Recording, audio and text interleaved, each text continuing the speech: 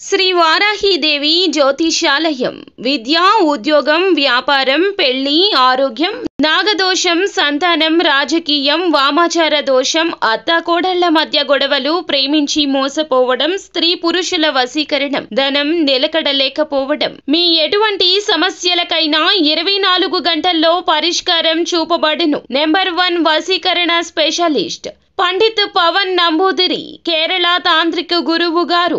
ఎక్కడి వారికైనా ఒక్క ఫోన్ ద్వారా వెంటనే పరిష్కారం చూపబడును. Phone number 9043637512. రోజున మధ్యాహ్నం 2 గంటలు దాటాక గుండె బద్దలయ్యే ఒక వార్తను వినబోతున్నారు. ఈ యొక్క వార్త రావడం అనేది మీ గోచార స్థితి. ఈ యొక్క స్థితి నుండి తప్పించుకోలేరు. అయితే ఏం జరగబోతుంది, ఎటువంటి ఫలితాలు మీకైతే కలగబోతున్నాయి తదితర అన్ని వివరాలు వీడియోలో తెలుసుకుందాము.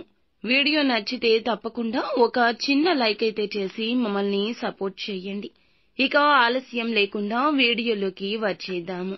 ఈ రోజున మధ్యాహ్నం 2 గంటలు తరువాత మీకు కొంచెం ఆత్మస్థైర్యం అవసరమయ్యే సంఘటన ఎదురవుతుందని గ్రహ పరిస్థితులు సూచన. ముఖ్యంగా రవి, చంద్రుల వద్ద స్థితులు కుదరక మీరు ఎక్కువగా నమ్ముకున్న వ్యక్తి లేదా ఏదైనా సంబంధంలో ఊహించని విషయం బయటపడుతుంది. అది కుటుంబ సంబంధిత కావచ్చు, స్నేహితుడి విషయంలో కావచ్చు, ప్రేమ సంబంధమైన కావచ్చు.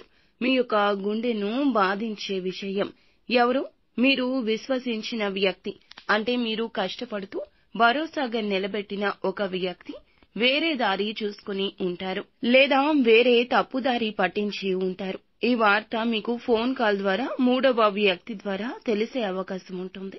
కొంతమంది రాశి వారికి ఇది ఇంట్లో జరుగుతుంది, ఇంకొంతమందికి బయట జరుగుతుంది. ఈ రాశి వారికి శని ప్రస్తుతం అష్టమంలో సంచరిస్తున్నందువల్ల కొన్ని కర్మల ఫలితాలు ముందే ఎదురవుతాయి.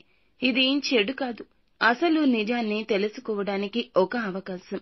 నిజాన్ని తెలుసుకుని ముందుకు ఎలా పోవాలో నిర్ణయించుకోవడానికి ఈ సంఘటన ఉపయోగపడుతుంది.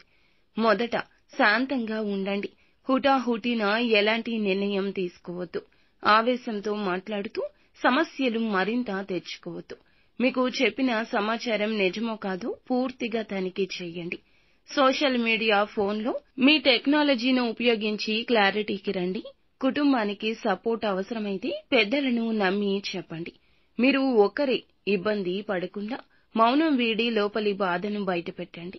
ఈ యొక్క వార్త పెద్ద షాక్ ఇచ్చినా దీనివల్ల జీవితం ఆగిపోదు. మీరు బలమైన వ్యక్తి.